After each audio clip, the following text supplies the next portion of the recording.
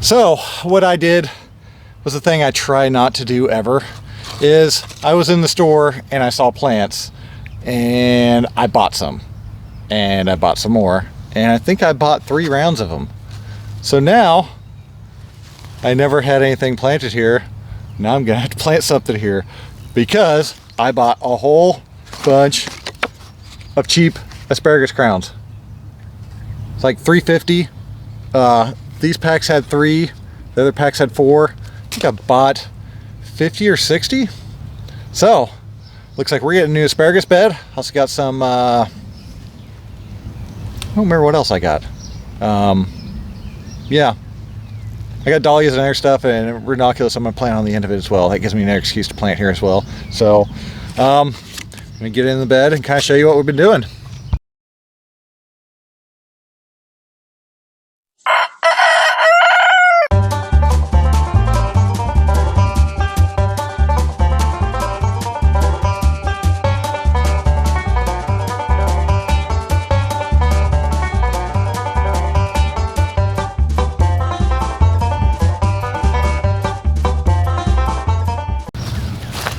So the whole plot behind me is 20 feet long and 24 feet wide. The 24 feet allows me 6 growing beds in it. I'm going to do standard 4-foot beds with 30-inch tops, 18-inch walkways, but basically I'm just going to plant one line down the center and I'll put the landscape fabric in between that's 4 foot wide. The reason I chose 20 foot is because I've got the building right there. I want to have the drive path open. I've got a drainage ditch right there where the tractor's parked. I want to keep that open. This distance from here to here is because there's going to be a door in the greenhouse right there if I ever put it in, and I didn't want to have to walk all the way out around it to get to the door. So now for the asparagus planting.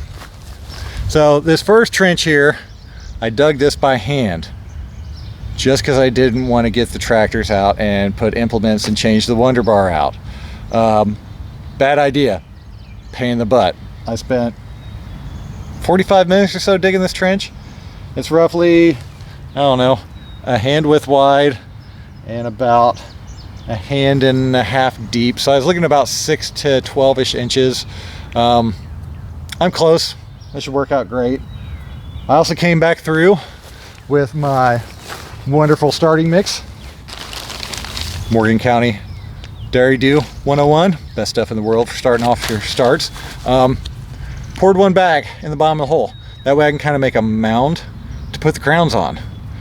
Then, which I wasn't thinking because I did it all backwards, I went and got some of the AgriGrow Ultra, which is my ad mix for starting stuff. Great stuff, works great. Mix that with water and threw all my crowns in there. I've got roughly 50 some crowns. I'm gonna do 2 beds, maybe 3. With those, I'm going to put them on 1 foot spacing in row, and then it'll be 4 foot in between beds. That way I can lay the landscape fabric in between them. I've got them soaking right now. Did some research on that, and I'm finding anywhere from 30 minutes to 4 hours on the timelines. Basically, I'm just kind of waiting for them to plump. And after they kind of plump up, I'll be able to see which ones are alive and viable. I might have to go back and get more, which hopefully will be on clearance this time. But yeah, first bed hand dug. That sucked. Next one, I'm gonna do this one with the tractor. I got the potato plow on the back.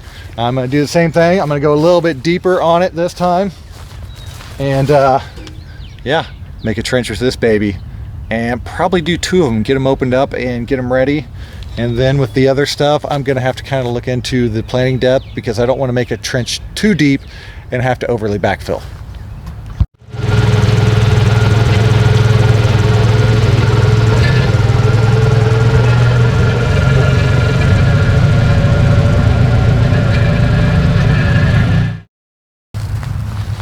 So I got all 3 of my beds formed.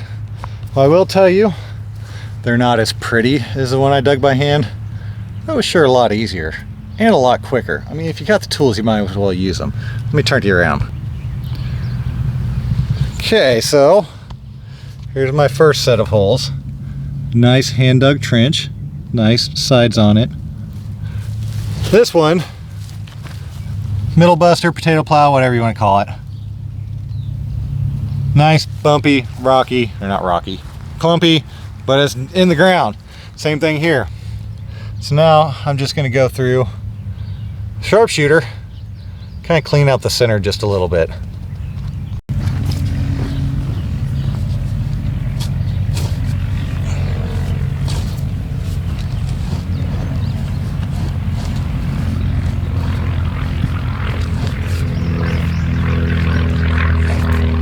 That's all I'm doing here now. Just getting the big clods back out there falling into the hole. Not even digging it, I'm just removing this stuff right here. So next, going with the bag of my Morgan County starter mix. I cut the top so it vents. And come down, do a cut at the bottom.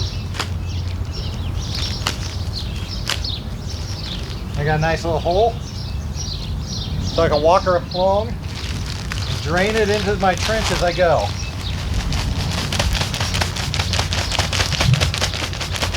This way I've got some good nutritious soil down at the bottom of the hole. Just like that. So here are the crowns I've been hydrating. They're starting to plump in the liquid. They've been in here for quite a while now. So I believe they're good to plant.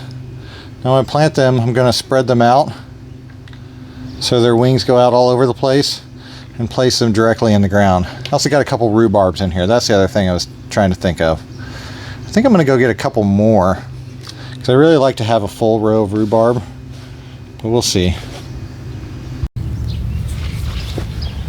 Now planting these bad boys pretty darn simple here. Just gonna take it, guys showing you earlier, I'm gonna spread out the legs, put it in the hole at 1 foot increments. So every foot I'm going to place one down. And then hope that these cheapo crowns are going to do the thing that they're supposed to do, and that's become asparagus. So now they're in the holes. I'm just going to cover them lightly.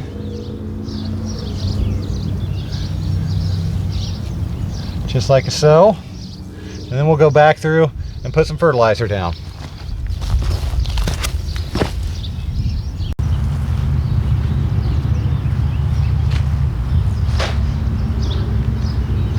Now I use 1 cup, well, what is this, 24 ounce container of my 855. What I standard use on the farm. I typically use this much on a 40-foot bed. I'm using it on a 20-foot bed, so that'll give me right about a 200 pound per acre start of the nitrogen equivalent. Might be a little bit overkill, but it's organic fertilizer and it ain't going nowhere. When I still end up with a little bit left in the cup, I just like that.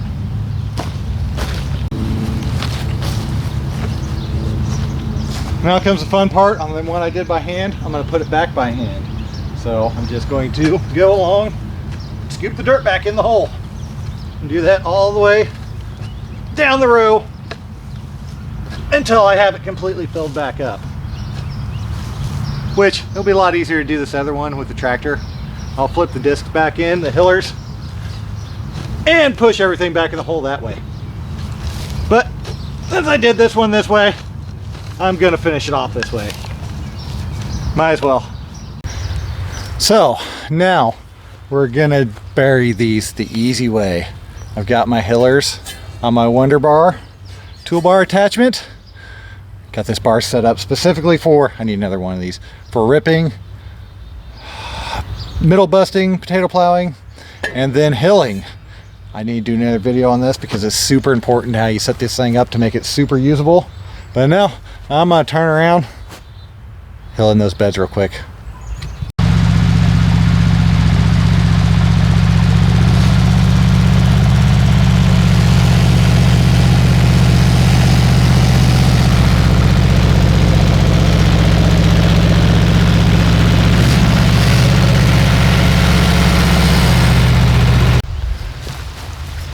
Well, got a lot done today.